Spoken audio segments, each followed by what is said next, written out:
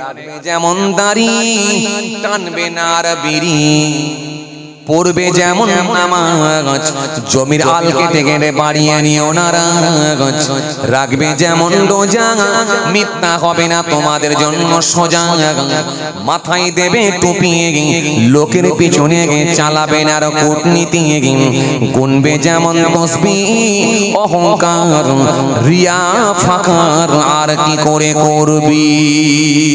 আল্লাহ বললেন ও দখলো ফিস সিলমি কাফা।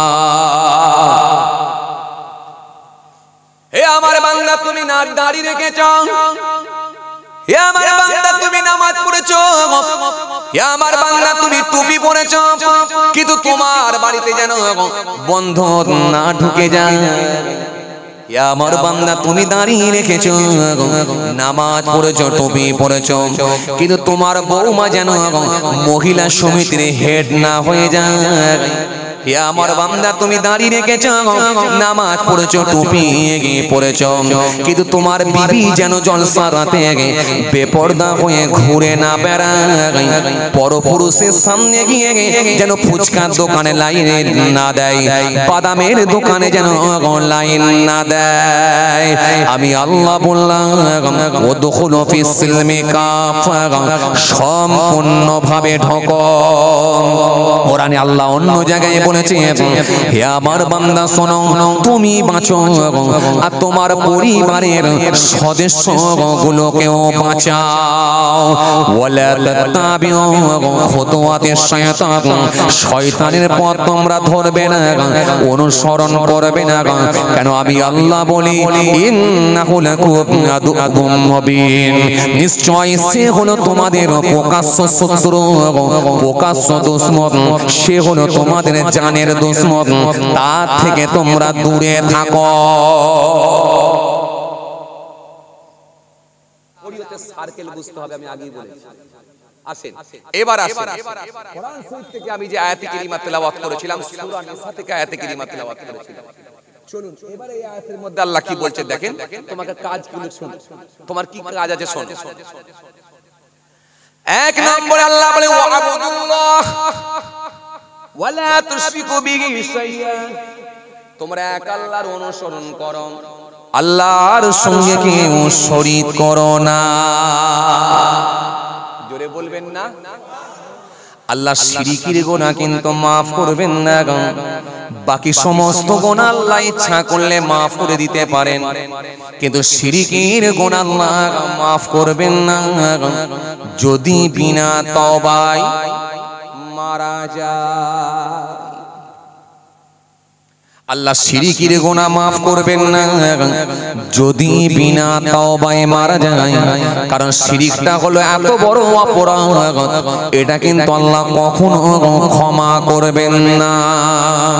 আপনি পাগড়ি মাথায় দিয়ে বড়ড্রেস পরে আপনি বিয়ে করে নিয়ে এসেছেন আপনার বিবাহিত বউ, এই বিবাহিত বউ যদি আপনার চোখের আড়ালে গিয়ে যদি কোনো পরপুরুষের সঙ্গে সম্পর্ক করে, আপনার মতো পুরুষ কিন্তু কখনো মেনে নেবে না।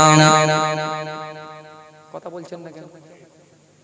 আপনি বলবেন সব অন্যায় মেনে নেব, কিন্তু এই অন্যায় মেনে নেওয়া যায় না, এটা মেনে নেওয়ার কোনো জায়গা নাই। সুতরাং জমিন আসমানের মালিক হলেন আল্লাহ, জমিন আসমানের মালিক হলেন রব, জমিন আসমানের মালিক হলেন সৃষ্টিকর্তা। তিনার দ্বারাই যে কাজগুলো সম্ভব, যেটা তিনার দ্বারাই সম্ভব, পৃথিবীর কোন মানুষের দ্বারাই সম্ভব নয়। এটা যদি আপনি বলেন আমি তাকে মেনে নিয়েছি, আল্লাহর জায়গায় অন্যজনকে যদি স্থান দিয়ে দেওয়া হয়, এটাও কিন্তু আল্লাহ কখনো মেনে নেবে না। এজন্য শিরকির গুনাহ আল্লাহ কখনো মেনে নেবেন না, ক্ষমা করবেন না। আপনি আল্লাহর জায়গায় কাউকে সিজদা দেবেন, এটা কিন্তু আল্লাহ মেনে নেবে না। আপনি আল্লাহর জায়গায় কারোর কাছে চাইবেন, এটা আল্লাহ কিন্তু মেনে নেবে না, কারণ এই অপরাধটা কিন্তু আল্লাহ কখনো মেনে নেবে না। বান্দারে তোমার এক ওয়াক্ত নামাজ কাজা হয়েছে, দু ওয়াক্ত কাজা হয়েছে, বান্দা তুমি বছরের পর বছর নামাজ পড়ুনি, এরপরে তুমি তওবা করে আমি আল্লাহর কাছে কেঁদে মাফ চেয়ে ফিরে এসেছো, আল্লাহ ইচ্ছা করলে তাকে পূর্বের গুনাহ মাফ করেও দিতে পারেন, আবার আযাব দিয়েও মাফ করতে পারেন, সেটা আল্লাহর মাশিয়াত, আল্লাহর ইচ্ছা। কিন্তু আল্লাহর জায়গায় যদি কারোর কাছ থেকে চাওয়া হয়, সেটা কোনো পীর, কোনো হুজুর, কোনো দরগায় গিয়ে, কোনো মাজারে গিয়ে, কোনো বাজারে গিয়ে, যেখানে যান না কেন, যদি কারোর কাছ থেকে আল্লাহর জায়গায় অন্য কারোর কাছ থেকে চাওয়া হয়, বাবা পীর সাহেব একটা ছেলে দাও, বাবা খাজা বাবা একটা পুত্র দাও, যদি এটা চেয়ে নেওয়া হয়, তাহলে মনে রাখবে এটা হলো প্রত্যক্ষভাবে শিরক হয়ে যাবে। কোন হুজুরের মাজারে গিয়ে, কোন দরগায় গিয়ে, কোন পীরের কাছে গিয়ে কপালের সিজদাটা যদি দিয়ে দেওয়া হয়, এটাই কিন্তু আল্লাহ মেনে নেবে না, কারণ সিজদা কোন নবীর জন্য জায়েজ হয় না, কোন রাসূলের জন্য জায়েজ নয়, কোন ওলির জন্য নয়, সিজদা একমাত্র নামাজের পাটিতে আল্লাহকে রাজি করার জন্য সিজদা।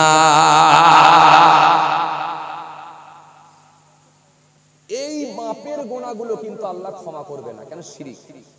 দলিল কোরআন, ইন্নাল্লাহা লা ইয়াগফিরু আন ইউশরাকা বিহি ওয়া ইয়াগফিরু মা দুনা যালিকা লিমান ইয়াশা ওয়া মা ইউশরিক বিল্লাহি ফাকাদ ইফতারা ইসমান আযীম। ইন্নাল্লাহা লা ইয়াগফিরু আন ইউশরাকা বিহি ওয়া ইয়াগফিরু মা দুনা যালিকা লিমান ইয়াশা ওয়া মা ইউশরিক বিল্লাহি ফাকাদ দাল্লা দালালান বাঈদ। কোরআনে আল্লাহ এক জায়গায় নয় একাধিক জায়গায় শিরক সম্পর্কে আলোচনা করেছেন।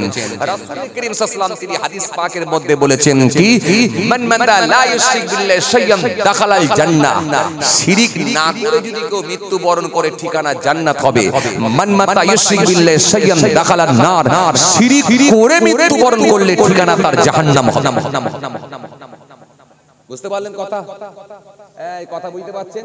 এবার আসুন, শিরকের অনেক ভাগ রয়েছে। কিছু আছে এমন কথা বলে ফেলি আমরা, যেগুলো কথোপকথন করতে গিয়ে এমন কথা বলে ফেলি, সেটাও কিন্তু নাম সংক্রান্ত শিরক হতে পারে। শিরকি আকবার আছে, শিরকি আসগার আছে, শিরকের কিন্তু অনেক ভাগ রয়েছে। শিরকের অনেক ভাগ রয়েছে। এই শিরকি আকবার, শিরকি আসগার সম্পর্কে আমি পূর্বের ক্যাসেটে ধারাবাহিক আলোচনা করেছি। যেহেতু প্রসঙ্গটা বেরিয়ে চলে এসেছে, তাই একটুখানি আপনাদের সামনে টাচ দিচ্ছি, দিয়ে আবার অন্য লাইনে যাব, ভালো করে বোঝার চেষ্টা করেন। শিরক কিছু আছে দেখবেন নাম সংক্রান্ত শিরক। যদি বলেন কেমন করে, ভালো করে শুনে রেখে দেন। অনেক মুসলমান দেখবেন কথাই কথাই বলে উপরওয়ালা, বলে না? অনেক মুসলমান বলে না উপরওয়ালা, বলে কি বলে না? কথা বলেন, বলে কি বলে না? বলে। আপনাদের এখানে বাজার কোথায়? ইছাপুর। এই ইছাপুর বাজার থেকে চাচা ভাইপো যখন একসঙ্গে হেঁটে হেঁটে আসছে, ওয়েদার খুব খারাপ, মেঘলা ওয়েদার। তো এখন ভাইপো বলছে, চাচা একটু তাড়াহুড়ো করে হাঁটো, পানি নেমে গেলে কি হবে, ওয়েদার খুব খারাপ, অন্ধকার হয়ে গেছে। যেমন আজকে ভালো অন্ধকার ওয়েদার ছিল, তাই না? মেঘলা ওয়েদার ছিল। তো চাচা তাড়াতাড়ি হাঁটো, একটু দ্রুত হাঁটো, এখন যদি পানি নেমে যায় কি হবে?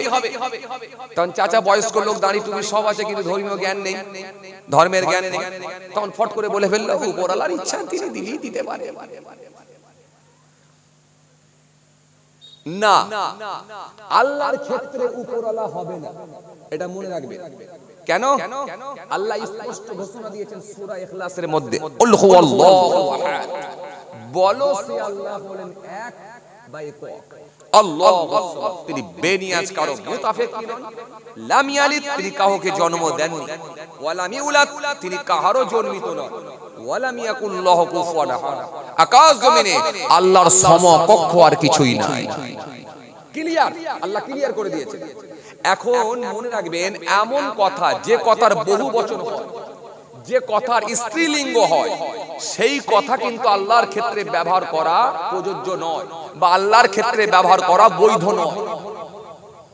উপরওয়ালা যদি উনি হন সাব্যস্ত হয়, তাহলে নিচেওয়ালা আরেকজন আছে, এটা পরোক্ষভাবে, পরোক্ষভাবে, একটা প্রত্যক্ষভাবে আর একটা পরোক্ষভাবে। এই পরোক্ষভাবে কিন্তু সাব্যস্ত হয়। ও মাই গড বলে না কিছু মুসলমানের ছেলে, শিক্ষিত ছেলে চমকে উঠলো। আরে কথা বলছেন না কেন? একটু হ্যাঁ না কিছু বলেন, বলেন কিছু বলেন, কথা বলেন। জি, শিক্ষিত ছেলে উচ্চ মাধ্যমিক পরীক্ষা দিয়েছে বা উচ্চ মাধ্যমিক পরীক্ষা দেবে, লেখাপড়া করছে বা গ্র্যাজুয়েশন কমপ্লিট করেছে, ব্যাস কিছু একটা আশ্চর্য ঘটনা যখনই ঘটে গেল চমকে উঠেছে, চমকে উঠেছে। জি, তারপর তার ছোট বড় ভাই পরীক্ষার রেজাল্ট ভালো উত্তীর্ণ হয়েছে, বা এসএসসি পরীক্ষায় হয়তো বা এমএসসি পরীক্ষায় বা স্কুল সার্ভিস কমিশনে হয়তো পাস করে গেছে। যেই ফোন করে শুনিয়েছে সঙ্গে সঙ্গে খবরটা পাওয়ার সঙ্গে সঙ্গে ও মাই গড, কথা বলছেন দেখেন, কথা বলেন ভালো করে ঠান্ডা বেরোলে বোঝে। যার বহু বচন হয়, যার স্ত্রীলিঙ্গ হয়, সেই কথা কিন্তু আল্লাহর ক্ষেত্রে ব্যবহার করা প্রযোজ্য নয়। এটা মনে রাখতে হবে খুব ঠান্ডা বেরোলে। যেমন ঈশ্বর, এর স্ত্রীলিঙ্গ ঈশ্বরী, ঈশ্বর ঈশ্বরী, তাহলে যার স্ত্রীলিঙ্গ হয় সেই কথা কিন্তু আল্লাহর ক্ষেত্রে ব্যবহার করা যাবে না। কেন? আল্লাহ ক্লিয়ার করে দিয়েছে, আমি আর কোনো সন্তান নাই, আমি কাউকে জন্ম দিইনি, আর আমি কারো জন্ম। এই জন্য ডাকতে হবে কাকে? কথা বলে না, বন্ধনা আরাধনা যার কাছে চাইবো তিনি কে? কোন চাঁদের কাছেও নয়, হাওয়ার কাছেও নয়, তারার কাছেও নয়, এরা সব গোলাপ। কোন গাছের কাছেও নয়, কোন পাথরের কাছেও নয়, কোন বাড়ির কাছেও নয়, কোন মানুষের কাছেও নয়, সব গোলাপ, সব গোলাপ। দেনেওয়ালা, কথা বলে না, দেনেওয়ালা, দেনেওয়ালা আল্লাহ একজন, তিনি রব, তিনি স্রষ্টা, তিনি সৃষ্টিকর্তা, তিনি হলেন রব্বুল আলামিন আল্লাহ। জোরে বলবেন না, আরো জোরে হয় না? এইজন্য চাইতে হবে একজন একজন আল্লাহর কাছে, পৃথিবীর কোন মানুষের কাছে নয়। এত রনিয়া নওজওয়ান জামাকেরা, ইয়া ভাই মুরব্বিয়ানেরা, বাবারা শুনে কে দিন বাবা, বাবারা জেনে কে দিন বাবা। এই জন্য কোন হুজুরের কাছে সিজদা দেওয়া যাবে না, কোন পীরের মাজারে গিয়ে সিজদা দেওয়া যাবে না, কোন দরগায় গিয়ে সিজদা দেওয়া যাবে না, কোন দরগায় গিয়ে সিজদাও দিতে পারবেন না। কপালটাও কিন্তু মনে রাখবেন একমাত্র আল্লাহর জন্য। জোরে হবে না, আরো জোরে বলেন।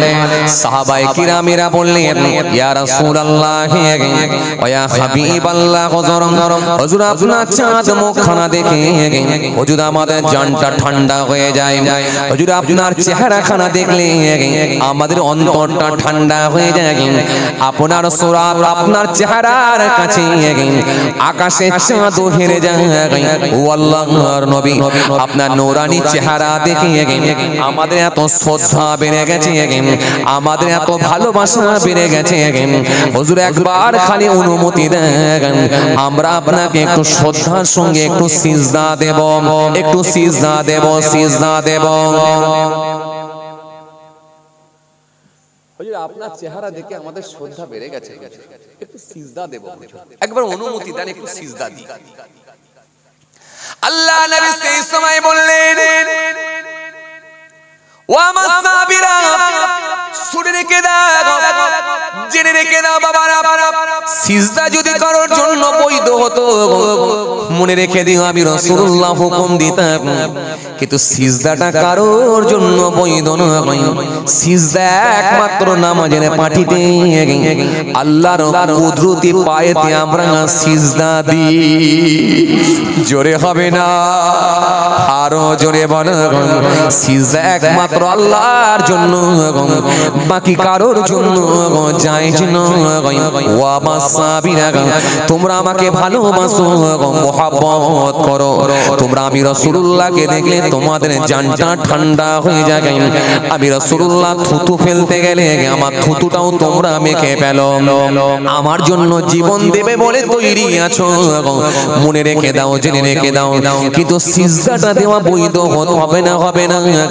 সিজদা দেওয়া যদি বৈধ হতো, সিজদা দেওয়া যদি জায়েজ হয়ে যেত তাহলে আমি দুনিয়ার জমিনে এলান করে দিতাম, হে দুনিয়ার মেয়ে মানুষেরা, হে দুনিয়ার মহিলারা, তোমরা তোমাদের স্বামীদেরকে সিজদা দাও। সুতরাং স্বামীদেরকেও সিজদা দেওয়া যাবে না, কারণ সিজদা একমাত্র আল্লাহর জন্য। আল্লাহ এটা ফিক্স করে দিয়েছেন, পৃথিবীর কোনো মানুষের জন্য সিজদা নয়।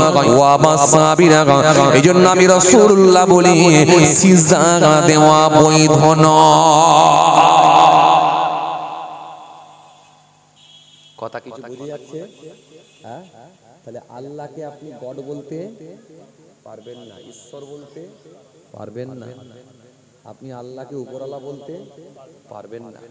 যে কথার পরোক্ষভাবে কাউকে সাব্যস্ত করা হবে বা কোন স্ত্রীলিঙ্গ হবে বা কোন বহুবচন হবে, সেটাই কিন্তু আল্লাহর ক্ষেত্রে প্রযোজ্য নয়।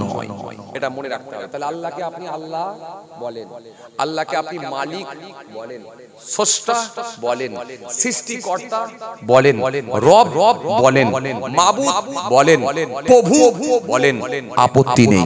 কিন্তু উপরওয়ালা বলা যাবে না, আল্লাহকে গড বলা যাবে না, ঈশ্বর বলা যাবে না। এই জন্য এই জায়গাগুলো থেকে আপনাকে বেরিয়ে থাকতে হবে। এবার আসুন কিছু কিছু ছোট ছোট কথা আছে যেগুলো আমরা বলেই ফেলি। এমন কিছু ছোট ছোট কথা আছে যেগুলো হয়তো আমাদের ধর্মীয় জ্ঞান না থাকার কারণে আমাদের মুখ দিয়ে ব্যবহার হয়ে যায়, বলে ফেলি। কেমন জানেন? মনে করুন মাচায় বসে আছে দুটো ছেলে, এক চাচা হেঁটে হেঁটে যাচ্ছে, মনটা বড় খারাপ, মুখটা শুকিয়ে গেছে। তখন ছেলেটা জিজ্ঞাসা করলো, চাচা কি ব্যাপার? চাচা কি ব্যাপার, মনটা এত খারাপ কেন চাচা? বললে বাবা সুগারটা খুব বেড়ে গেছে। তখন চাচা বলল, বাবা সুগারটা খুব বেড়ে গেছে। তখন ছেলেটি বলল, চাচা তোমাকে আমি বললাম যে ওই ডাক্তারের কাছে যাও, ওই ডাক্তারের কাছে যাও। ওই বিরাতে আমার আব্বা একজন ডাক্তারকে দেখায়, তার কাছে দেখিয়ে তো আমার আব্বা ভালো হয়েছে। তুমি যদি একবার ওকে দেখাতে আমার মনে হয় তুমিও ভালো হয়ে যেতে, কারণ ওই ডাক্তারটাই তো আমার আব্বাকে ভালো করলো।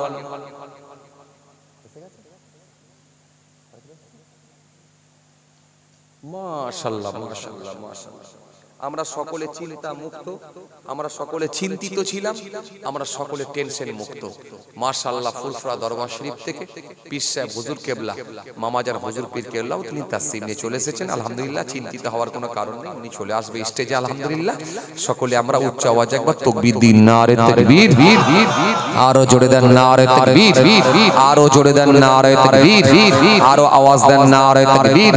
সিলসিলা মুজাদ্দিদ জামান, সিলসিলা মুজাদ্দিদ জামান, পীর সাহেব হুজুর কেবলা, পীর সাহেব হুজুর কেবলা, আওলাদে মুজাদ্দিদ জামান। নারে তাকবীর, সিলসিলা মুজাদ্দিদ জামান, দাদা পীরের হক সিলসিলা, দাদা পীরের হক সিলসিলা। নারে তাকবীর, দাদা পীরের হক সিলসিলা, পীর সাহেব হুজুর কেবলা। নারে তাকবীর। এই কথাগুলো কিন্তু বলবেন না, বললে কিন্তু সমস্যা হতে পারে, এটা নাম সংক্রান্ত শিরক হয়ে যেতে পারে। কারণ রাসূল জানিয়েছেন, মান মাতা ইউশরিক বিল্লাহি শাইয়ান দাখালাল নার, শিরক করে মৃত্যুবরণ করলে ঠিকানা জাহান্নাম হবে। আর মান মাতা লা ইউশরিক বিল্লাহি শাইয়ান দাখালাল জান্নাহ, শিরক না করে মৃত্যুবরণ করলে ঠিকানা আল্লাহ তার জান্নাত করে দিতে পারে। জোরে বলবেন না, আরো জোরে বলবেন না। সুতরাং শিরক থেকে আপনাকে বাঁচতে হবে, শিরক মুক্ত হতে হবে। ভাইরা মা, এবার আসেন এত রনিয়া নওজওয়ান জামাকেরা, ইয়া মাই মুরব্বিয়ানেরা, বাবারা শুনে কে দিন বাবারা জেনে কে দিন।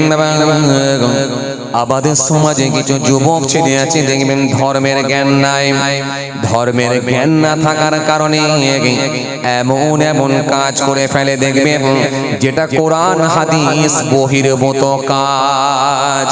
অনেক মুসলমানের ছেলে দেখবেন একটা গাড়ি কিনেছে, মারুতি ভ্যান কিনেছে, ওই মারুতি ভ্যানের পেছনে দেখবেন একটা জুতোকে ঝুলিয়ে দেয়, জুতো ছেঁড়া একটা জুতো ঝুলিয়ে দিয়ে ওর ধারণা আছে ছেঁড়া জুতোটা ঝুলিয়ে দিলে এই গাড়িতে আর অ্যাক্সিডেন্ট হবে না, কেউ আর নজর দিতে পারবে না।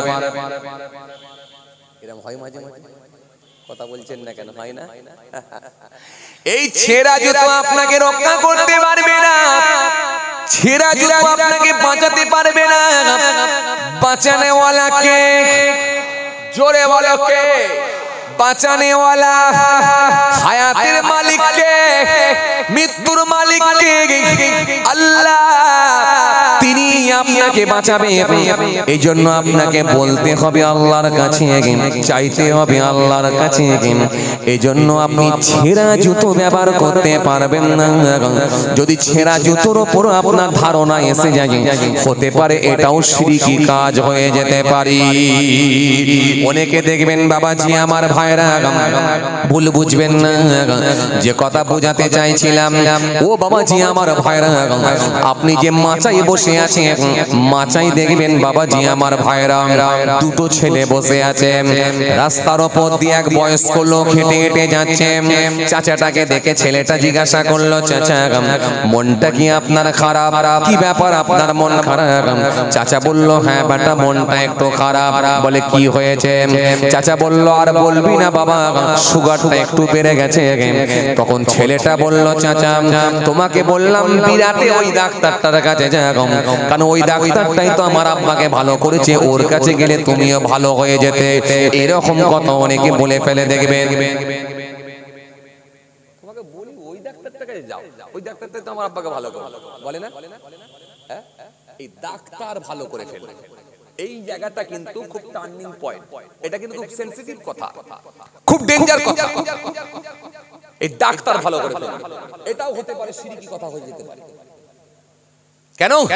একটা হাদিস এসেছে, উল্লি ফিল ইসলামে কাওলান লা আসআলু আনহু আহাদান বা'দাকা। বিশ্বনবীকে জিজ্ঞাসা করা হলো, হুজুর ইসলাম সম্পর্কে এমন কথা বলেন যেটা আপনার পরে আমি কাউকে জিজ্ঞাসা করব না। অপর বর্ণনা এসেছে, হুজুর আমি কারোর থেকে আর জিজ্ঞাসা করব না বা ধার করব না। আল্লাহ নবী কুল আমানতু বিল্লাহ সুম্মা ইসতাকিম, বলো আমি আল্লাহর উপর ঈমান আনছি, সুম্মা ইসতাকিম, তার উপরে তুমি মৃত্যু পর্যন্ত অবিচল থাকো। জোরে বলবেন না? তাহলে আল্লাহর উপরে ঈমান এনে এবং মৃত্যু পর্যন্ত বাঁচানো, এটা খুব টাফ ব্যাপার, খুব কঠিন ব্যাপার। দেখেন, লা ইলাহা ইল্লাল্লাহ মুহাম্মাদুর রাসূলুল্লাহ সাল্লাল্লাহু আলাইহি ওয়াসাল্লাম, এটা বলা কিন্তু খুব সহজ, বলা কিন্তু খুব সহজ। একটা মুসলমানও বলে লা ইলাহা ইল্লাল্লাহ মুহাম্মাদুর রাসূলুল্লাহ সাল্লাল্লাহু আলাইহি ওয়াসাল্লাম। একটা রাজনীতির নেতা, একটা অমুসলিম, একটা গায়ের কম, সেও কিন্তু উঁচু স্টেজে উঠে যখন হাজার হাজার মানুষকে নিয়ে সভা করে, সেও কিন্তু ভোট ব্যাংকের জন্য, সেও কিন্তু ভোট পাওয়ার স্বার্থে, সেও কিন্তু বলে ফেলে লা ইলাহা ইল্লাল্লাহ মুহাম্মাদুর রাসূলুল্লাহ। কথা বলছেন না কেন? কথা বলেন। তাহলে সেও বলছে কিন্তু লা ইলাহা ইল্লাল্লাহ মুহাম্মাদুর রাসূলুল্লাহ সাল্লাল্লাহু আলাইহি ওয়াসাল্লাম। এই যে তার কলেমাটা হয়তো শুদ্ধভাবে হয়নি, কারণ সে মাঝে মধ্যে বলে, মুসলিম পাড়ায় গেলে বলে, আর আপনি সব সময় বলেন, তার সঙ্গে হয়তো আপনার পড়া তফাৎ হতে পারে। কিন্তু মনে রাখবেন, সে যে লা ইলাহা ইল্লাল্লাহ বলল আর আপনি বলে লা ইলাহা ইল্লাল্লাহ মুহাম্মাদুর রাসূলুল্লাহ, তাহলে আপনার সঙ্গে তার তফাৎ কি রইল? সে শুধুমাত্র বলেছে, চলে গেছে, কিন্তু আপনি কি লা ইলাহা ইল্লাল্লাহ মুহাম্মাদুর রাসূলুল্লাহ সাল্লাল্লাহু আলাইহি ওয়াসাল্লাম, লা ইলাহা ইল্লাল্লাহ মুহাম্মাদুর রাসূলুল্লাহ সাল্লাল্লাহু আলাইহি ওয়াসাল্লাম, লা নেই, কি নেই, ইলাহা কোন মাবুদ, কোন স্রষ্টা, কোন সৃষ্টিকর্তা, নেগেটিভ। পজিটিভ কি? ইল্লাল্লাহ, কেবলমাত্র আল্লাহ ছাড়া, আল্লাহ ছাড়া কোনো মাবুদ নাই, আল্লাহ ছাড়া কোনো স্রষ্টা নাই, আল্লাহ ছাড়া কোনো সৃষ্টিকর্তা নাই। পরে কি বলা হলো? মুহাম্মাদুর রাসূলুল্লাহ সাল্লাল্লাহু আলাইহি ওয়াসাল্লাম। মুহাম্মদ সাল্লাল্লাহু আলাইহি ওয়াসাল্লাম হলেন আল্লাহ নবী, আল্লাহ রাসূল, আল্লাহ প্রেরিত দূত। এবার আসেন, এই যে মুখে আপনি বললেন, এই মুখে বলা পর্যন্ত শেষ না। ইমানদারকে মুখে যে স্বীকার করেছে, অন্তরে বিশ্বাস করেছে, আর কার্যে পরিণত করা, তবেই কিন্তু আপনি একজন প্রকৃত ইমানদার হতে পারবেন। যে মুখে বলে চলে গেল, কিন্তু আপনার মুখে বলা শেষ না, আপনি এরপরে কি বিশ্বাস করেছেন? কিসের উপরে বিশ্বাস? আমানতু বিল্লাহ ওয়া মালাইকাতিহি ওয়া কুতুবিহি ওয়া রাসূলিহি ওয়াল ইয়াউমিল আখির ওয়াল কদরি খায়রিহি ওয়া শাররিহি মিনাল্লাহি তাআলা ওয়াল বা'থি বা'দাল মাউত। এটা বিশ্বাস করেছেন কি? আমানতু বিল্লাহ, না দেখে আল্লাহ আছেন বিশ্বাস, ওয়া মালাইকাতিহি, তিনার মালাইকা ফেরেশতারা আছেন বিশ্বাস, ওয়া কুতুবিহি, কিতাব সমূহের উপরে বিশ্বাস, ওয়া রাসূলিহি, নবী আম্বিয়া সালামদের উপরে বিশ্বাস, ওয়া রাসূলিহি ওয়াল ইয়াউমিল আখির, পরকালের উপরে বিশ্বাস। আখিরাত আছে, কিয়ামত আছে, জান্নাত আছে, জাহান্নাম আছে, পুলসিরাত আছে, হাসর আছে, মিজান আছে, ইত্যাদি ইত্যাদি বিশ্বাস। ওয়াল ইয়াউমিল আখির ওয়াল কদরি খায়রিহি ওয়া শাররিহি মিনাল্লাহি তাআলা, ভালো এবং মন্দ যা হয় সব আল্লাহর হুকুমে হয়, এটাও বিশ্বাস। এই জায়গাটা কিন্তু আবার খুব ডেঞ্জার জায়গা। এই জায়গাটা কিন্তু খুব ডেঞ্জার জায়গা। যদি বলেন কেমন করে, আপনি বলতে পারবেন না, কোশ্চেন করতে পারবেন না যে আমার দাদু বেঁচে রইলো, আমার বাপ কেন মরে গেল, এটা বলতে পারবেন না। আপনি আছেন দিল্লিতে, আপনি আছেন হায়দ্রাবাদে, আপনি আছেন মিরাটে, আপনি আছেন সুরাটে, হঠাৎ আপনার কাছে ফোন গেল, এই ছেলে শুনেছিস? বন্ধু ফোন করলো, ভাই শুনেছিস কি হয়েছে? বলে সকালবেলা তোর আব্বা মরে গেছে। বলিস কি? যেন মনে হচ্ছে আসমান ভেঙে মাথায় পড়লো। কথা ঠিক কিনা ভুল বলে? তখন কাঁদতে কাঁদতে কাঁদতে কাঁদতে কাঁদতে কাঁদতে একবার বলি ফেললো, আল্লাহ তুমি কি করলে? এটা কি তোমার বিচার হলো? আগে মরা দরকার ছিল আমার দাদু। দাদু 75 বছর বয়স, এখনো বেঁচে আছে। আমার বাপের মাত্র 55 বছর বয়স, তুমি তুলে নিলে, এটা কি তুমি ঠিক করলে? আগে দরকার ছিল তো দাদুর মরা। সিস্টেম তো তাই, দাদু আগে এসেছে। কিন্তু এই জন্যই আপনাকে গোরা বেঁধে দেয়া হয়েছে, এই পড়ে নাও ওয়াল ইয়াউমিল আখির ওয়াল কদরি খায়রিহি ওয়া শাররিহি মিনাল্লাহি তাআলা, পড়ে নাও ভালো মন্দ যা কিছু হয় সব আল্লাহর হুকুমে হয়। এটা পড়ে নাও, ভালো মন্দ যা হয় সব আল্লাহর হুকুমে হয়। এই বিশ্বাস করো, এই বিশ্বাসের জায়গায় তুমি অ্যাক্টিভ হও। কথা কিছু বুঝে যাচ্ছে? আপনি কিন্তু বলতে পারবেন না কেন আমার বাপ মরেছে, দাদু কেন মরলো না, এটা বলার কোনো জায়গা নেই। তখন আপনি কাঁদতে পারবেন, আফসোস করতে পারবেন, সবই পারবেন, কিন্তু মুখ দিয়ে এই কথা কিন্তু আপনি বলতে পারবেন না যে আগে আমার দাদু মরা দরকার ছিল, আমার বাপ কেন মরলো, আল্লাহ তোমার বিচার হলো, নাউযুবিল্লাহ মিন যালিক। তাহলে আপনার ঈমান যাবে। তখন আপনি পড়ে নেবেন, বিপদের সংবাদ পেয়েছেন, তখন আপনি পড়ে নিচ্ছেন ইন্না লিল্লাহি ওয়া ইন্না ইলাইহি রাজিউন। এটা পড়ে নিয়েছেন, ইন্নাল্লাহা মা'আস সাবিরিন। এটা আপনি পড়ে নিয়েছেন, এটা পড়ে নিয়েছেন। কেন? বিপদের সংবাদ। আপনি তখন কোশ্চেন করতে পারবেন না। আপনার মেয়ের বিয়ে হচ্ছে, আপনার মেয়ের বিয়ে হচ্ছে, প্রচুর আকাশ থেকে পানি, কিন্তু আপনি আল্লাহকে কোশ্চেন করতে পারবেন না, আল্লাহ তুমি এটা কি করলে? হ্যাঁ, গত পরশুদিন পানি নেই, কালকেও পানি নেই, তার আগের দিনও পানি নেই, 1 মাস পানি হয়নি, আর তুমি আমার মেয়ের বিয়েতে পানি দিতে মন গেল? কথা বলছেন না কেন? এটা হ্যাঁ না কিছু বলেন বলেন। আমি কিন্তু আপনাদের সামনে সেই 2 নম্বর পয়েন্ট নিয়ে আলোচনা করছিলাম। কথা বলেন তো, ওয়াবুদুল্লাহ ওয়া লা তুশরিকু বিহি শাইয়্যা, তোমরা আল্লাহর সঙ্গে শরীক করো না। এই জায়গায় আছি। এরপরে কি? ওয়া লা তুশরিকু বিহি শাইয়্যা ওয়া বিল ওয়ালিদাইনি ইহসান, ওয়া বিল ওয়ালিদাইনি ইহসান। এরপরে কি? ওয়া বিযিল কুরবা ওয়াল ইয়াতামা ওয়াল মাসাকিন ওয়াল জারিল কুরবা ওয়াল জারিল জুনুব ওয়াস সাহিবি বিল জানবি ওয়া ইবনিস সাবিল ওয়া মালাকাত ঈমানুকুম ইন্নাল্লাহা ইউহিব্বু মান কানা মুখতালান ফাকুরা। অনেকগুলো বাকি রয়েছে, খালি আমি 2 নম্বরে গিয়ে পৌঁছেছি। ওয়াবিল ওয়ালিদাইনি ইহসান, তার আগের টপিক কোথা? ওয়ালা তুশরিকু বিহি শাইয়্যা। এই জায়গায় ছিলাম আপনাদের সামনে। কথা বুঝে গেল? এইজন্য আপনাদের সামনে আমি একটু আজকের দিনে সচরাচর যে কথাগুলো মানুষ কথাই বলে ফেলে, সেগুলো আমি একটু ওই জায়গাগুলো ছিদ্রগুলো বন্ধ করে দিচ্ছি, যাতে করে শিরিক না করে ফেলি আমরা। তাহলে আপনি বলতে পারবেন না যে তুমি কেন পানি দিলে, এটা কিন্তু বলার কোনো জায়গা বলো নাই। এরপরে আমাদের সমাজে কি ছেলে আছে দেখবেন বাবাজি, ও তরুণিয়া শুনে রেখে দিয়ে জেনে রেখে দিন বাবা, 8 বছরের ছেলে দাঁত ভেঙে গেছে।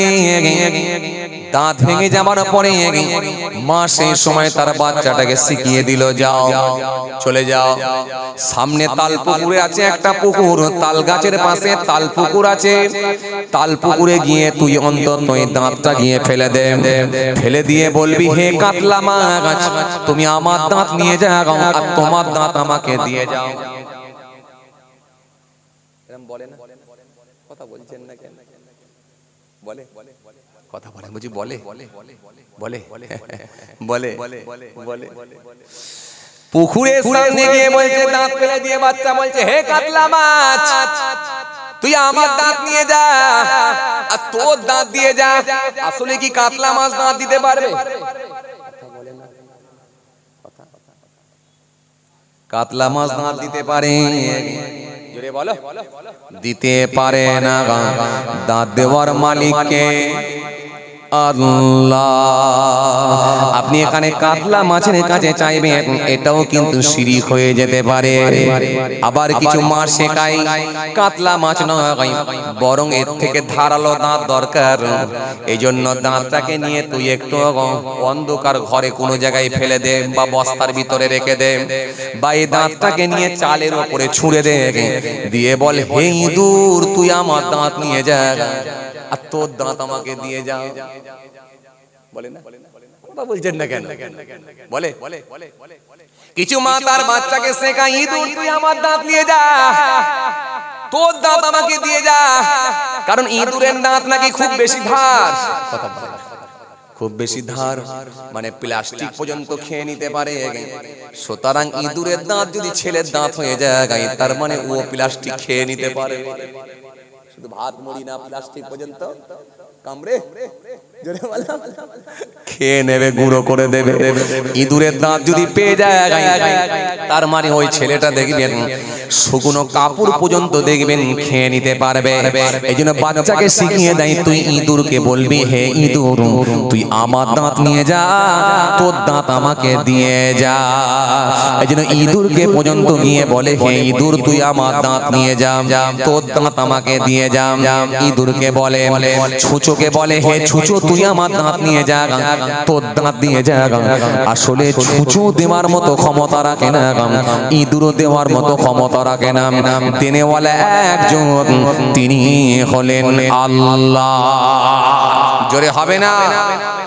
আরো জোরে হয় না? এই জন্য আপনি ইঁদুরের কাছে চাইতে পারবেন না, ইঁদুরের কাছে চাওয়া অভ্যাস করবেন না। এই জন্য বাবাজি আমার ভাইয়েরা, আপনি ঈমান এনেছেন, বিশ্বাস করেছেন, আপনি কলেমা পড়েছেন, বিশ্বাস করেছেন, এরপরে আপনি সেগুলোকে বাস্তবায়ন করবেন, কার্যে পরিণত করা। এই জন্য 3 নম্বর জায়গাটা খুব কঠিন জায়গা। এই জন্য আপনার সঙ্গে একটা গায়ের কমের তফাৎ থাকবে। সে যদি ইঁদুরের কাছে চায়, আপনি কিন্তু ইঁদুরের কাছে নয়, কোনো গাছের কাছে নয়, সূর্যের কাছে নয়, মানুষের কাছে নয়, ব্যক্তির কাছে নয়, চাইতে হবে একজন, তিনি হলেন আল্লাহ। কারণ এই পৃথিবীর জমিনে আল্লাহ হলেন এক।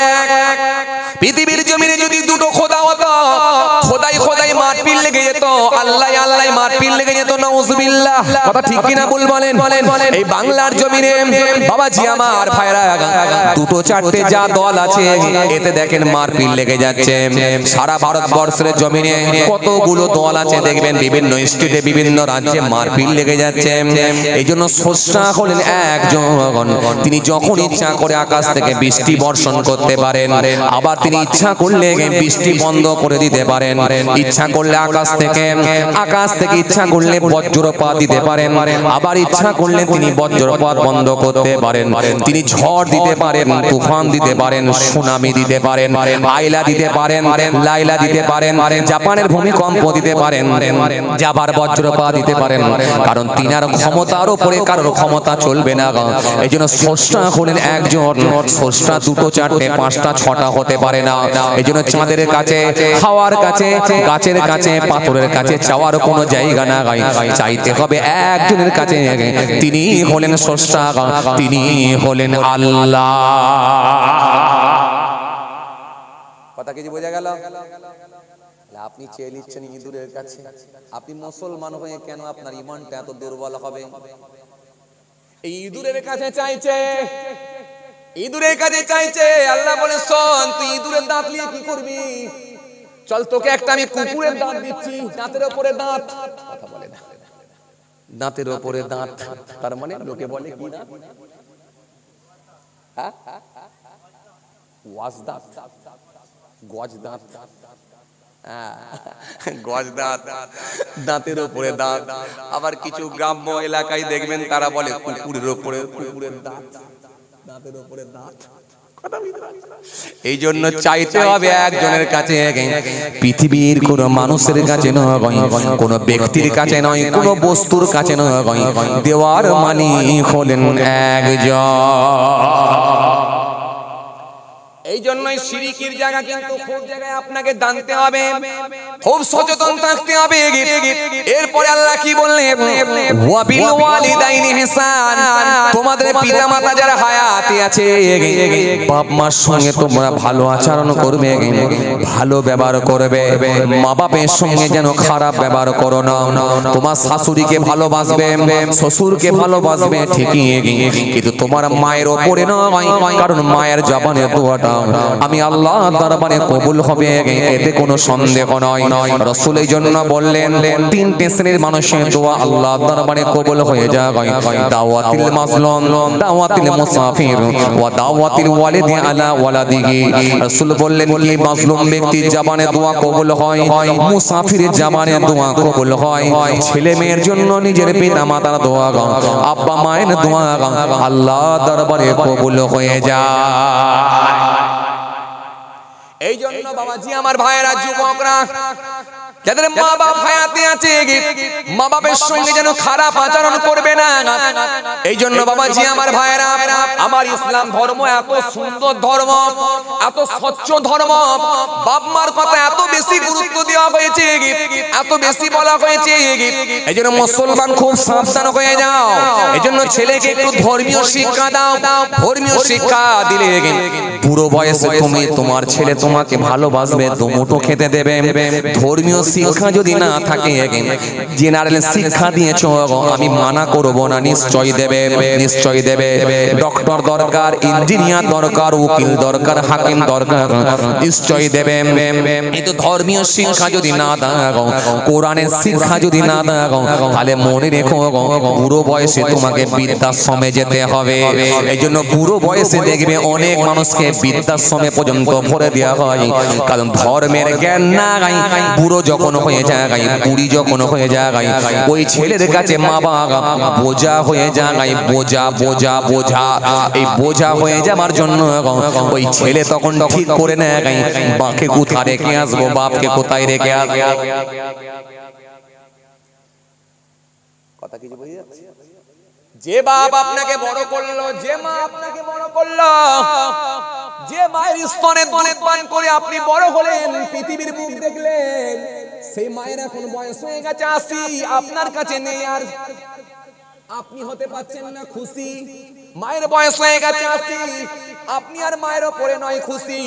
তখন আপনি ওই মাকে বৃদ্ধাশ্রমে ভরে দিচ্ছেন। এটা কিন্তু আমার ইসলাম শেখায় না। এই জন্য মসজিদের ইমাম সাহেবদের বেতন দেখবেন খুব কম বেতন, 3500 4000 টাকা করে বেতন, 3000 টাকা করে বেতন। কিন্তু আপনার কাছে আমার চ্যালেঞ্জ থাকলো, কিয়ামত পর্যন্ত চ্যালেঞ্জ থাকলো, একটা ইমামের মাকে, একটা ইমামের বাপকে ইমাম সাহেব বৃদ্ধাশ্রমে ভরে দিয়েছে। এই তথ্য যদি আপনি দেখাতে পারেন, মৃত্যু পর্যন্ত আপনার কাছে আমার চ্যালেঞ্জ থাকলো, দেখাতে পারবেন না। পারবেন? এই কথা বলেন না কেন? পারবেন? মৃত্যু পর্যন্ত আপনার কাছে আমার চ্যালেঞ্জ থাকলো, একটা ইমামকে আপনি দেখিয়ে দেন যে তার বাপকে তুলে নিয়ে গিয়ে বৃদ্ধাশ্রমে পড়েছে। অথচ আপনাকে আমি দেখিয়ে দেবো রাজারহাটে ছেলে থাকে, ডক্টর, ফ্ল্যাট কিনে আছে, বিরাট ব্যাপার, ফরচুনার গাড়ি ব্যবহার করে, কিন্তু বাপ বুড়ো হয়ে গেছে বলে তার কাছে ভারী বোঝা, সেই বাপকে তুলে নিয়ে গিয়ে বৃদ্ধাশ্রমে পড়ে দিয়েছে। কথা কিছু বুঝে যাচ্ছে? যে বাপ আপনাকে বড় করলো, যে মা আপনাকে বড় করলো, যে ছেলে তোমাকে ভালোবাসবে, দুমুঠো খেতে দেবে। ধর্মীয় শিক্ষা যদি না দাও, কোরআনের শিক্ষা যদি না দাও, এই বুড়ো বয়সে তোমাকে বৃদ্ধাশ্রমে ডক্টর, ইঞ্জিনিয়ার, বিশ্বের জমিনে আমি আপনাকে অনেক এরকম তথ্য তুলে ধরতে পারবো যে নিজের বাপকে মাকে তুলে নিয়ে গিয়ে বৃদ্ধাশ্রমে ভরে দিয়েছে। অন্তত বুড়ো বুড়ির ছেলে মেয়ের কাছে, তার ছেলের কাছে, বৌমার কাছে থাকার জায়গাটা পর্যন্ত হলো না। আপনি জানেন বুড়ো হয়ে গেলে, বুড়ি হয়ে গেলে বাচ্চা ছেলের মতো হয়ে যায়। ভালো করে শোনেন, বুড়ো হয়ে গেলে, বুড়ি হয়ে গেলে বাচ্চা ছেলের মতো হয়ে যায়। একটা বুড়ি বাচ্চা ছেলের মতো হয়ে যায়, একটা বুড়ো বাচ্চা ছেলের মতো হয়ে যায়। সেই বাচ্চা ছেলের মতো যে বুড়ো বুড়ি বাপ মা হয়ে গেছে, সেই বাপ মাকে আপনি নিজের জায়গায় একটা বাড়িতে রাখতে পারলেন না, একটা কামরায় রাখতে পারলেন না। আপনার ছেলে তাকে দুমুঠো খেতে দিয়ে এইটুকু করে খাবে, অন্তত ছেলের মুখটা দেখবে, হাসি মুখটা দেখবে, বৌমার কাছে, ছেলের কাছে থাকবে, এই জায়গাটা আপনি দিতে পারলেন। আপনার মতো ডক্টর কি হবে, আপনার মতো ইঞ্জিনিয়ার কি হবে, নিজে তার বাপকে একটু থাকার জায়গা দিতে পারে না, মাকে একটু থাকার জায়গা দিতে পারে না। এই কথা বলেন, আছে না নাই? এটা আমার ধর্ম শিখিয়ে দিল না। তোর বাপ, তোর মা বৃদ্ধাশ্রমে কি দিবি রে? তোর বাপের জন্য তুই মুখ দেখলি, তোর মায়ের জন্য পৃথিবী দেখলি, তোর মা এখন বুড়ি হয়ে গেছে বলে তুই কি বুড়ি হবি নি? বৃদ্ধাশ্রমে একা পড়ে থাকবে তোর মা? তোর মা কি কাঁদবে না? তোর মায়ের কি কষ্ট হবে না? তোর মায়ের তো এখনো জীবন আছে, জান আছে। আমার ধর্ম শিখিয়ে দিল বৃদ্ধাশ্রমে নয়। এই জন্য আল্লাহ বলে ওয়াবিল ওয়ালিদাইনি ইহসান, তোমরা তোমাদের মাতা পিতার সঙ্গে ভালো আচরণ করো, ভালো ব্যবহার করো। সূরা তাওবার মধ্যে আল্লাহ বললেন মায়ের সঙ্গে এত মিষ্টি সুরে কথা বলবে যেন তোমার মা উহু করে আওয়াজ না দেয়। হে ছেলে, যদি উহু করে আওয়াজ দেয় তাহলে মনে রেখে দিও আমি আল্লাহ ছাড়বো না, তোমাকে ছাড়বো না, তোমার উপর গজব পড়বে, আমি আল্লাহ তোমাকে কিন্তু ছেড়ে দেবো না। খুব চাপ, খুব চাপ। আমি আপনাকে বুঝাতে চেয়েছিলাম যে শরীয়তের সার্কেলটা অনেক বড়। মনে আছে আপনাদের? এই মনে আছে? প্রথমে আপনাকে বলেছিলাম শরীয়তের সার্কেলটা অনেক বড়, এর গন্ডিটা অনেক বড়। বিধান মানতে গেলে অনেকটা ঘুরতে হবে, শুধু দাড়ি টুপি নিয়ে ইসলাম নয়। এরপরে আমার আল্লাহ কি বললেন? ওয়াবিদিল কুরবা ওয়াল ইয়াতামা ওয়াল মাসাকিন। এরপরে আল্লাহ কি বললেন? ওয়াবিদিল কুরবা ওয়াল ইয়াতামা ওয়াল মাসাকিন। তোমাদের আত্মীয় যারা আছে, রক্তের সম্পর্ক যে আত্মীয়গুলো আছে, এই আত্মীয়র সঙ্গে তোমরা ভালো আচরণ করবে, ভালো ব্যবহার করবে। নবী হাদিস পাকের মধ্যে বললেন 3 দিনের বেশি যেন কথা বন্ধ করে দেবে না। রাসূলুল্লাহ বললেন কোন মুসলমানের সঙ্গে যেন 3 দিনের বেশি যেন কথা বন্ধ করে দিও না। আল্লাহ এই জন্য সুন্দর করে বললেন তোমার আত্মীয়দের সঙ্গে তোমরা ভালো আচরণ করবে, রক্তের সম্পর্ক যারা তাদের সঙ্গে তোমরা ভালো ব্যবহার করবে, তাদের সঙ্গে যেন খারাপ ব্যবহার করো না, লাল চোখ দেখিয়ে কথা বলো না, প্রত্যেকের হক গুলোকে তোমরা সমানভাবে আদায় করবে। হে বাপ, তোমার মেয়ের হক বুঝিয়ে দাও, হে মা বাপ তোমার ছেলেদের হক বুঝিয়ে দাও, মেয়ের হক বুঝিয়ে দাও, প্রত্যেকের হক গুলোকে তুমি বুঝিয়ে দাও, যেন হক মেরে নিও না, হক যেন ঠিকঠাক ভাবে বোঝাবে। একজনের হককে মেরে নিয়ে আর একজনের হক যেন দিয়ে দিও না, কারণ আমি আল্লাহ তোমাকে ছাড়ব না। কোরআন তাই স্পষ্ট ঘোষণা দিয়েছে ইন্নাল্লাহা ইয়া'মুরুকুম আন তু'আদ্দুল আমানাতি ইলা আহলিহা ওয়া ইযা হাকামতুম বাইনান নাস আন তাহকুমু বিল আদলি ইন্নাল্লাহা নি'মা ইয়া'iযুকুম বিহি ইন্নাল্লাহা কানা সামিয়াম বাসীরা।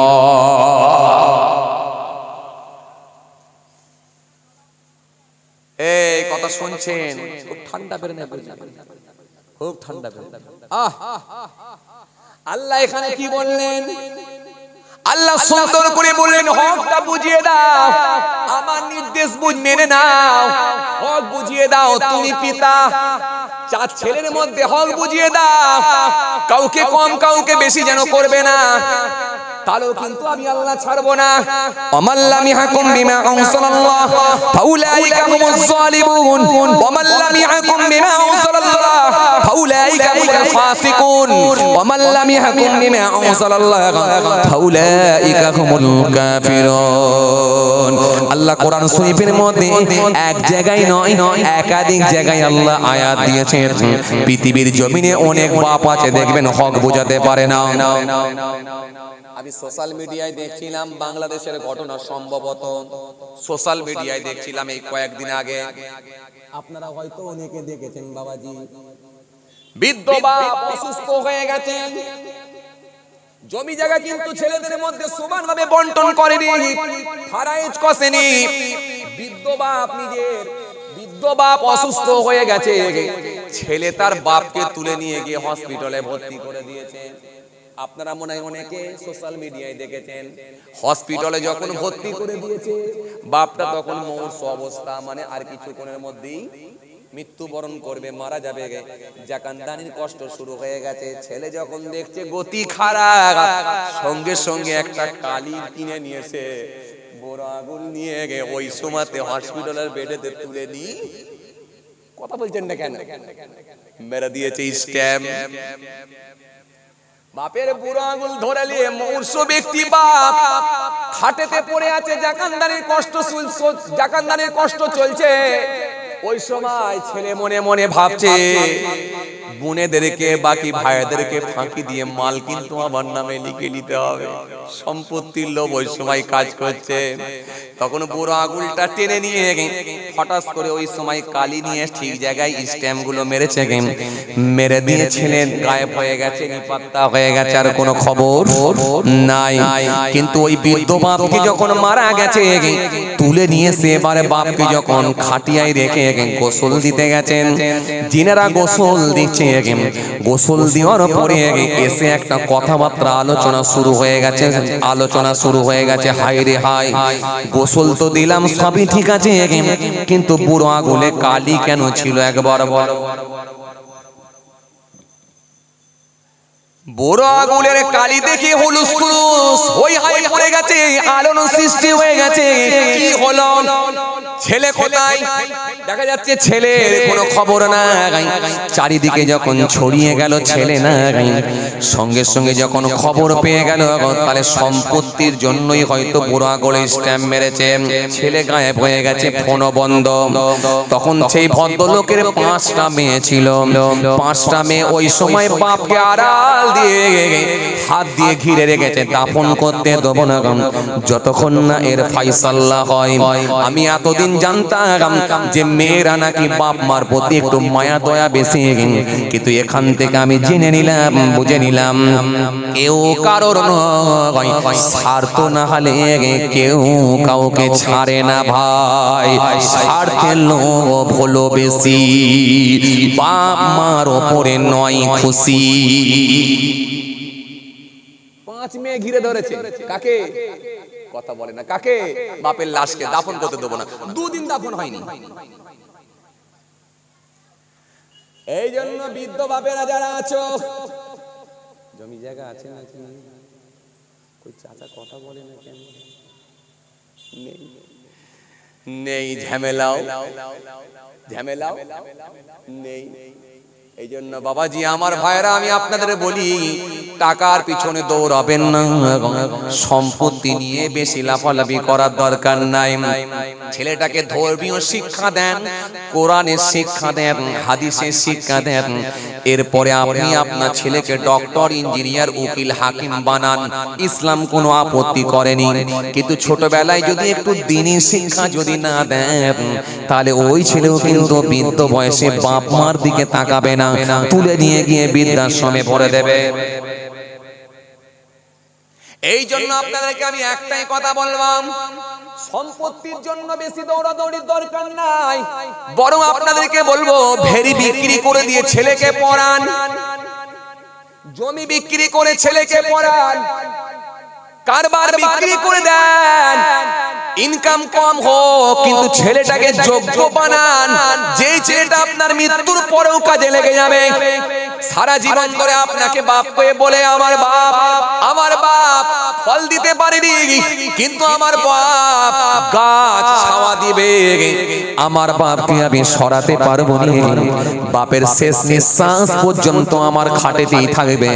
আমি কলকাতায় গেলে আমার বাপের সঙ্গে একটু কদম বসি করে দোয়া নিয়ে যাব। আমি দিল্লিতে যখন যাব মায়ের পায়ে হাত দিয়ে একটু কদম বসি করে দোয়া নিয়ে যাব। মায়ের হাতটা আমার মাথায় বুলিয়ে দেবে, সর্বসময় আমার বিছানাতেই আমার মা থাকবে, আমার ঘরেতেই থাকবে, বাপ মাকে সে আঠার মতো ধরে রাখবে। এই রকম ছেলেকে তৈরি করুন, লাভ আছে। শুধু মৃত্যু হলেই শেষ নয়, মৃত্যু হলেই শুধু শেষ নয়, ওই ছেলেটা মৃত্যুর পরেও তার কবরের ধারে গিয়ে চোখের পানি ফেলে কেঁদে কেঁদে দোয়া চাইবে। রাসূল বলেন, মান যারা কবরা আবাওয়াইয়া ওয়াহদিহিমা ফি কুল্লি জুমআতিন গুফিরা লাহু ওয়া কুতিবা বাররা।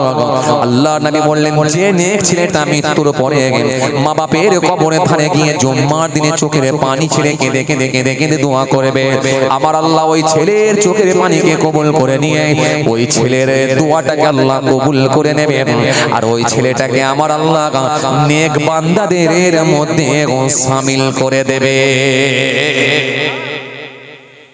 কি হবে ডক্টর? আপনি অসুস্থ হয়ে গেলে যদি পাশে নাই একবার, কি হবে ইঞ্জিনিয়ার? আপনি অসুস্থ হয়ে গেলে পাশে নেই একবার, কি হবে? বুড়ো হলে একবার ভেবেছো তোমার ডক্টর, বুড়ো হলে একবার, বুড়ি হলে একবার ভেবেছো তোমার ইঞ্জিনিয়ার কি কাজে আসবে রে?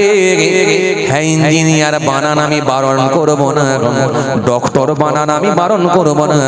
কেন? আমার বড় হুজুর কেবলা বলতেন, বাবা একটা সমাজে ডক্টর দরকার, ইঞ্জিনিয়ার দরকার, উকিল দরকার, হাকিম দরকার, ল দরকার, সব দরকার, কিন্তু কোরআনের শিক্ষাটা দাও আগে একবার। ধর্মীয় শিক্ষাটা যদি দিয়ে দাও, পেচ্ছাপ করে পানি নেবে, বাপের মৃত্যুর পরেও হাও হাও করে কাঁদবে, জুমার দিনে কবরের ধারে গিয়ে জিয়ারত করবে, এই ছেলে যদি রেখে যেতে পারো তবেই তোমার উপকারে এসে যাবে। বলতে পারেন না সুবহানাল্লাহ? আমার আলোচনায় কষ্ট হচ্ছে বাবাজি, জোরে বলো কষ্ট হচ্ছে বাপ, ও মুরব্বীরা কষ্ট হচ্ছে বাবাজি। মাশাআল্লাহ মাশাআল্লাহ মাশাআল্লাহ, একবার তাকবীর দেন, নারে তাকবীর, একটু সবাই দেন নারে তাকবীর। কেমন কেমন হয়ে গেল না দিনের বেলা, যেন মনে হচ্ছে রোজা রেখেছিলেন। আপনারা রোজা ছিলেন নাকি? কি গো বাবাজি, একটু জোর করে দেন নারে তাকবীর, একটু সবাই মিলে দেন নারে তাকবীর। আল্লাহু আকবার। আল্লাহ সব থেকে বড়, সব থেকে বড়, সব থেকে বড়। বললে কোনো অসুবিধা আছে বলো? বলো, আমার আল্লাহকে ডাকবো না তো কাকে ডাকবো? কি মিষ্টি নাম! আল্লাহ যদি এই ডাকটা যদি পছন্দ করে নেয়,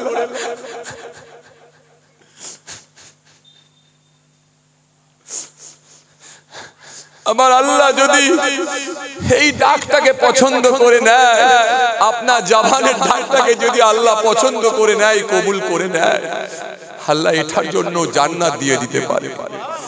কাকে কোন দিক দিয়ে জান্নাত দেবে গো কেউ জানিনি, আমরা কেউ জানি না। পাহাড় সমান নেকি থাকবে, আল্লাহ ওই নেকিকে ফিরিয়েও দিতে পারে, সেটা আল্লাহ।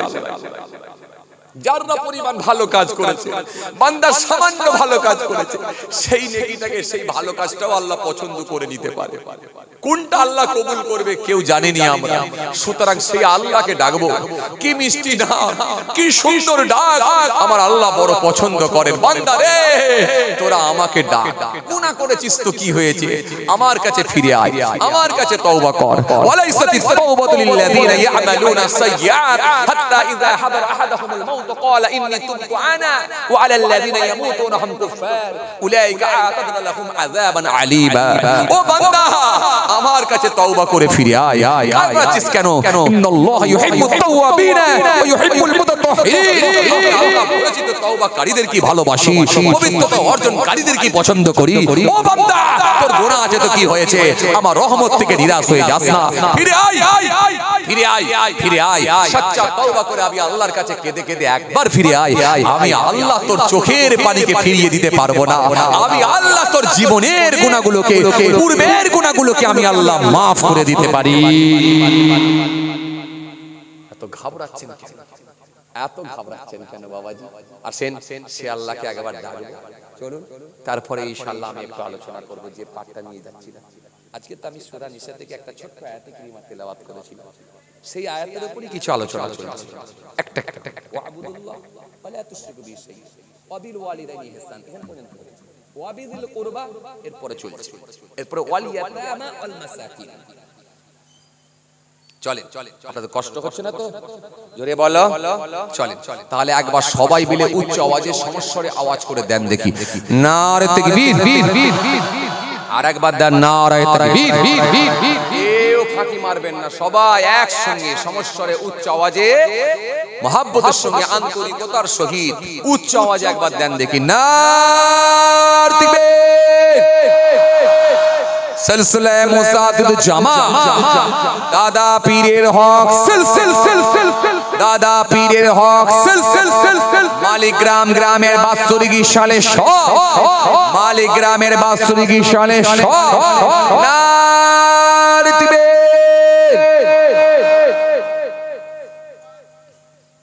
মাশাআল্লাহ, মাশাআল্লাহ, আল্লাহ কবুল করেন, আল্লাহ কবুল করেন। বাবাজি যেখান থেকে ছেড়ে এলাম খুব ধ্যান খেয়াল করেন, বাবাজি যেখান থেকে ছেড়ে কোথায়, ছেলে একটা মানুষ মানুষের মতো মানুষ করুন, কোরআনের শিক্ষা ধর্মীয় শিক্ষা দেন, এরপরে আপনি জেনারেল শিক্ষা দেন, আপত্তি নেই, ডক্টর করুন, ইঞ্জিনিয়ার করুন, উকিল করুন, হাকিম করুন, কিন্তু কোরআনের শিক্ষাটা একটু প্রথমে দেন। সকালবেলা যে খাবারটা ভালো করে খাবে সারাদিন ধরে সেটাই ঢেকুর উঠবে, সেটাই ঢেকুর উঠবে। এই জন্য কোরআনের শিক্ষাটা যদি আপনি দিয়ে দিতে পারেন, আপনার মৃত্যু পর্যন্ত ওই ছেলে কাজে আসবে, মৃত্যুর পরেও উপকারে আসবে, কাজে লেগে যাবে, বৃদ্ধাশ্রমে পড়বে না, এটা জেনে রাখবেন। যেন আপনাকে আমি কি বলেছিলাম যে ইমাম সাহেবদের বেতন আলহামদুলিল্লাহ, আরে আজকে আমরা পৃথিবীর মানুষ, সমাজের মানুষ এত মূর্খ হওয়ার কারণেতে আমরা গুরুত্ব দিতে পারিনি, এই জিনিসগুলোকে আমরা বুঝি না। একটা ইমামের বেতন অন্তত সর্বনিম্ন হলো 10,000 টাকা করে দেওয়া উচিত, 10,000 টাকা করে দেওয়া উচিত। কোন সরকারের কাছে হাত দিয়ে তাকাতে হবে না। আলহামদুলিল্লাহ, আল্লাহর শুকর, এখন যুবক ছেলেরা কাজকাম করে, ব্যবসা বাণিজ্য করে, বিভিন্ন রাজ্যে, বিভিন্ন জেলায়, বিভিন্ন জায়গায় কাজকাম করে পরিবারগুলো সব স্বচ্ছ হয়ে গেছে। 2তলা 3তলা করে বাড়ি, আল্লাহর শুকর 2-3টে করে গাড়ি। আমরা এক একটা জলসা করি, কত বড় বড় মাহফিল করি, আমরা এক একটা জলসা করি, কত বড় বড় মাহফিল করি, হাজার হাজার টাকা খরচা করি, হাজার হাজার টাকা খরচা করে বক্তা ওয়াইজিন হুজুরদেরকে আমরা নিয়ে আসি। আর ইমামের বেতন সারা মাস খাটিয়ে মাত্র 3,000 টাকা, 3200 টাকা। আপনার বিবেকে লাগলো? হ্যাঁ, বিবেকে লাগলো? আপনি কেশিয়ার হয়ে বসে আছেন, সভাপতি হয়ে বসে আছেন, সেক্রেটারি হয়ে বসে আছেন। এই যে আদল ফাইসাল্লাহ বিচার, এই জায়গাটা খুব টাফ জায়গা, এই নিরপেক্ষ বিচার করা খুব টাফ জায়গা। আপনি খালি আপনার ছেলেটার বুঝেছেন, যে ছেলেটা কলকাতায় চাকরি করে, কলকাতায় যে কারখানাতে থাকে, 18,000 টাকা বেতন। আপনি আবার ফোনেতে বলছেন, বেটা 3 বছর তো হয়ে গেল, স্যালারি কবে বাড়বে? কোম্পানিকে বল না একটু বাড়িয়ে দিতে, আর নালে বল অন্য জায়গায় পালাও। কেন 18,000 টাকা আপনার পোষায়নি? আরো হলে ভালো হয়। 25,000 পাচ্ছে, সেখানেও পোষায়নি, আরো হলে ভালো হয়। 30,000 টাকা পাচ্ছে, আরো হলে ভালো হয়, সেখানেও পোষাচ্ছে না। আর এলাকার লোক যখন একটু বলছে ইমাম সাহেবের একটু বেতনটা বাড়িয়ে দিলে ভালো হয়, 3200 টাকা অনেকদিন হয়ে গেল, 3.5 বছর, অন্তত 3500 যদি করে দেওয়া হয়, তখন আপনি কেশিয়ার মাথাটা তুলে বলছেন, হুজুর এত টাকা কি করবে? না, হুজুরের তো পেট নাই, বউ নেই, ছেলে নেই, মেয়ে নেই, কেউ নেই। হ্যাঁ, পেট্রোলের দাম উপর দিকে, ডিজেলের দাম উপর দিকে, ডিজেলের দাম উপর দিকে, পেট্রোলের দাম উপর দিকে, কেরোসিনের দাম উপর দিকে, কাঁচা লঙ্কা কিনবেন উপর দিকে, পেঁয়াজের দাম উপর দিকে, টমেটোর দাম উপর দিকে, আলুর দাম উপর দিকে। আজকে সমস্ত নিত্য প্রয়োজনীয় যে মালগুলো যেভাবে দাম বৃদ্ধি পাচ্ছে, আপনি বলুন তো এই সমাজে 33,000 টাকা বেতনে, 3300 টাকা বেতনে চলতে পারে? এই যে দায়িত্ব যখন নিয়েছেন, ফাইসালাটা ঠিক করে করুন। আপনার ছেলের জন্য আলাদা বিচার, আর ইমামের জন্য আলাদা বিচার। এই যে যখন সালিসি বসছে গ্রামে, বড় লোকের জন্য আলাদা বিচার, গরিবের লোকের জন্য আলাদা বিচার। এই যে যখন গ্রামে বিচার হচ্ছে, তখন আপনার দলের কর্মীর জন্য আলাদা বিচার, আর সাধারণ পাবলিক হলে আলাদা বিচার। এই দ্বিচারিতা আপনার মধ্যে কেন? কেন? আল্লাহ কি আপনাকে ছেড়ে দেবে বলেছে নাকি? ছেড়ে দেবে? ইন্নাল্লাহ ইয়া'মুরুকুম আন তুআদ্দুল আমানাতি ইলা আহলিহা ওয়া ইযা হাকামতুম বাইনান নাস আন তাহকুমু বিল আদলি ইন্নাল্লাহ নি'মা ইয়া'iযুকুম বিহি ইন্নাল্লাহ কানা সাবিয়্যান বাসীরা। ছেড়ে দেবে আপনাকে মনে করছে? এই যে বিচারের জায়গা, এই জায়গাটা যদি নিরপেক্ষ না বিচার করতে পারেন, সরে যান। কিয়ামতের ময়দানে আগুনের পোশাক আল্লাহ আপনাকে পরাবে, আগুনের পোশাক। এই আগুনের পোশাক যখন পরিধান করানো হবে না, শরীরের গোশত, হাড্ডি, রগ, রিসা সব গলে টসকে জমিনে পড়বে। এক ওয়াক্ত নামাজ পড়ে না, সেক্রেটারি হয়ে বসে আছে। এক ওয়াক্ত নামাজ পড়ে না, কেসিয়ার হয়ে বসে আছে। মুখে দাঁড়িয়ে নেই, বিড়ির টান মারছো, সিগারেটের টান মারছো, সভাপতির জায়গা দখল করে বসে আছে। সভাপতির জায়গা কে থাকবে? আমার কথায় মনে আপনারা রাগ করছেন না? তওবা, আপনাদেরকে বলিনি, বিশ্বাস করেন। আপনারা যেন ভাববেন না যে আমাদেরকে বলছে। তওবা, আপনাদের সঙ্গে আমার কোনো রাগারাগি নেই। তওবা, আমি আপনাদেরকে কেন বলবো? আপনারা তো আমাকে ভালোবেসে নিয়ে এসেছেন, মাত্র কয়েক ঘন্টার মেহমান, আপনাদের কেন বলবো? আমি বাস্তব চিত্রটা তুলে ধরছি, বর্তমান যা সিচুয়েশন, বর্তমান অবস্থার দিকে আমি তাকিয়ে বলছি। এগুলো আমাদের ভাবতে হবে। কেন? আপনি একটা মোবাইলে রিচার্জ করছেন 299, 299 টাকা রিচার্জ করছেন। আপনার বড় ছেলে রিচার্জ করছে 299, 299 টাকা রিচার্জ করছেন। আপনার বৌমা 299, 299 টাকা রিচার্জ করছে। আপনার বিবি 299, 299 টাকা রিচার্জ করছে। আপনার মেয়ে 299, 299 টাকা রিচার্জ করছে। রাতের বেলা 1টার সময় যদি নেট শেষ হয়ে যাচ্ছে, মাথা খারাপ, মাথা চুল ধরে টানছে। পারলে এখনই নেট রিচার্জ করলে ভালো। সঙ্গে সঙ্গে ওখানে গিয়ে আবার সঙ্গে সঙ্গে পেটিএম এ গিয়ে ফোন পে থেকে বের করে সঙ্গে সঙ্গে রিচার্জ মেরে নেট পেতে তবে যান শান্তি। কেন? এই যে 5 জন, এই শুনছেন, 5 জন 1500 টাকা রিচার্জ করছেন 28 দিন ছাড়া ছাড়া। গায়ে লাগে না? কেবিল ভাড়া দিচ্ছেন, গায়ে লাগে না? পেট্রোলের তেল ভরছেন, গায়ে লাগে না? ডিজেল ভরছেন, গায়ে লাগে না? মোটরসাইকেলটা মাঝে মাঝে মেকানিককে দেখাচ্ছেন, গায়ে লাগে না? চার চাকা গাড়িটা মাঝে মাঝে মেকানিককে দেখাচ্ছেন, গায়ে লাগে না? কেবিল ভাড়া দিচ্ছেন, গায়ে লাগে না? বড় ছেলেটা মিশনে পড়ে, গায়ে লাগে না? বড় ছেলেটা যে মিশনে পড়ে, সেই বড় ছেলেটার পেছনে মাসে 10,000 টাকা করে দিচ্ছেন, গায়ে লাগে না? 50টা টাকা বাড়িয়ে, মাসে 50 টাকা বাড়িয়ে যদি ইমামের বেতনটা 3300 থেকে যদি 4000 টাকা করে দেওয়া হয়, সারা গ্রাম মিলে 700 টাকা বাড়লে গায়ে লেগে যাচ্ছে।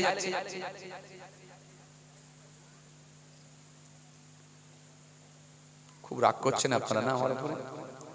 কথা বলছেন না কেন? খুব রাগ করছে? আবার বলছি আপনাদেরকে, বলি বাস্তব চিত্রটা তুলে ধরছি। গর্ব করে বলার দরকার নেই 13 লক্ষ টাকা খরচা করেছি হুজুর। আগের যিনি কেশিয়ার ছিল কিছুই করতে পারেনি, আমি কেশিয়ারের দায়িত্ব নিয়ে 13 লক্ষ টাকা খরচা করে মসজিদ সুন্দর করেছি হুজুর, রং করেছি হুজুর, দেখুন দান ঠান্ডা হয়ে যাবে। গর্ব করে বলার কিছু দরকার নেই। যদি ইমাম সাহেব নিচে করে দেন, কামরা ঢুকতে গেলে মাথা নিচু, বেরোতে গেলে মাথা নিচু, বেতাল হলে মাথা ফেটে যায়। গর্ব করে বলার কোনো দরকার নেই, দরকার নেই। প্রত্যেকের হক সমানভাবে বোঝাবার চেষ্টা করুন, তবে কাজে লাগবে, তবে কাজে লাগবে, তবে আপনার আমল আল্লাহর কাছে কাজে লাগবে। এই জন্য অনেক দাদু পর্যন্ত ধরা খাবে যে পোতার বিচার ঠিক দিতে পারেনি। পৃথিবীর জমিনে অনেক দাদু আছে, দেখবে 3 ছেলে, বড় ছেলে মারা যাবার কারণে বাকি 2টো ছেলের পাল্লায় পড়ে পোতাকে আর বৌমাকে ঘর ছেড়ে চলে যেতে বাধ্য করে। অনেক দাদু আছে। কথা বলছেন না কেন? হ্যাঁ না কিছু দাও, হ্যাঁ না কিছু দাও। অনেক দাদু আছে দেখবেন নিজের বৌমাকে তাড়িয়ে দেয়, বৌমা 8 বছরের পোতাকে নিয়ে তুমি বাপের বাড়ি চলে যাও, অন্যায় কিছুই না, তোমার স্বামীও না, আর এখানে কোনো থাকার জায়গাও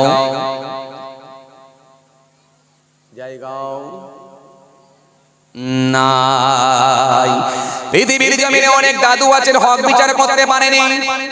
বাকি ছেলেগুলোর কথা শুনে বড় ছেলে নেই বলে এমনকি বৌমাকে পর্যন্ত ঘর থেকে চলে যেতে বাধ্য করে। বৌমা 8 বছরের ছেলেকে নিয়ে ঝরঝর ঝরঝর ঝরঝর করে কেঁদে কেঁদে বলে, আল্লাহ এখানে আমার স্বামী না, থাকার জায়গা না, আর ওখানে তো আমার বাপ না, সেখানেও খুব বেশি মনে হয় থাকা হবে না। ভাই ভাবি কতদিন লাগবে আমার জানা নাই, আমার কি কপাল কলম। ঝরঝর ঝরঝর করে কাঁদে, ছেলেকে বুকে জড়িয়ে ধরে কেঁদে কেঁদে বলে, আল্লাহ এই 8 বছরের ছেলে চাচারও মহব্বত হলো না, দাদুরও মহব্বত হলো না, বাচ্চাটাকে নিয়ে আমি কোথায় থাকবো, কোথায় গিয়ে আমি একটুখানি রাতটুকু কাটাবো। ঝরঝর ঝরঝর করে কাঁদে। পৃথিবীর জমিনে অনেক দাদু ধরা খেয়ে যাবে সমান বিচার না করতে পারার কারণে। এই জন্য আল্লাহ সুন্দর করে বললেন, তোমরা আমার নির্দেশগুলো মেনে নাও। পৃথিবীর জমিনে যখন বিচার করবে, ন্যায় বিচার করো, ন্যায় বিচার করো, ন্যায় বিচার করো। পাওনাদার পাহাড়ের মালটা তুমি বুঝিয়ে দাও, প্রাপ্য যতটা পানিওয়ালা ততটা তুমি বুঝিয়ে দাও, আমার নির্দেশকে মেনে নাও। ও বাপ, তুমি চারটে ছেলে তিনটে ছেলে আছে, সমান বিচার করে দাও। তোমার ছেলেদের সামনে সম্পত্তির মাগল সমান করে তোমরা বন্টন করে দাও, ভাগ করে দাও। ছেলেদের মধ্যে তোমার সম্পত্তি, তোমার জায়গা জমি, ধন সম্পদ যা আছে, তোমার টাকা পয়সা সম্পত্তি যা আছে, ছেলেদের চারটে ছেলের মধ্যে সমান করে বন্টন করো। তোমার মেয়ে যদি থাকে ভাড়াইজ কোষে মেয়ের প্রাপ্যটাও তুমি বুঝিয়ে দাও। এই পৃথিবীর জমিনে অনেক বাপ আছে দেখবেন ছেলেদের হক বুঝাতে পারে না, এরাও ধরা খেয়ে যাবে। কেন এই বিচারের জায়গা আদল ফয়সালা বিচার, এই জায়গায় যদি আপনি ঠিক না থাকতে পারেন, এই বিচারের দাড়ি পাল্লা খুব কঠিন দাড়ি পাল্লা, এই জায়গায় যদি আপনি নিরপেক্ষ বিচার না করতে পারেন, আপনি আল্লাহর দরবারে আপনি ধরা খেয়ে যাবেন। পৃথিবীর জমিনে অনেক বাপ আছে দেখবেন নিরপেক্ষ বিচার করতে পারে না, নিরপেক্ষ বিচার করতে পারে না। দেখবেন বাবাজি আমার ভাইরা, বিয়ে হয়েছে একটা মাত্র সন্তান, আল্লাহ না করে বিবি মারা গেল, বিবি মারা যাবার পরে ওই বাপটা আবার দ্বিতীয় বিবাহ করলো, দ্বিতীয় বিবাহ করার পরে ওই বিবির তিনটে সন্তান হলো, তিনটে ছেলে হলো। এই তিনটে সন্তান আস্তে আস্তে জওয়ান হয়ে গেল, বড় হয়ে গেল, 30 বছর 28 বছর 25 বছর করে বয়স হয়ে গেল। বুঝতে পেরে গেল বড় ভাই যেটা আছে ওটা কিন্তু আমার নয়, বড় ভাই হলো ওই পক্ষের, আমার বড় ভাই নিজের মায়ের পেটের নয়। মাশাআল্লাহ মাশাআল্লাহ।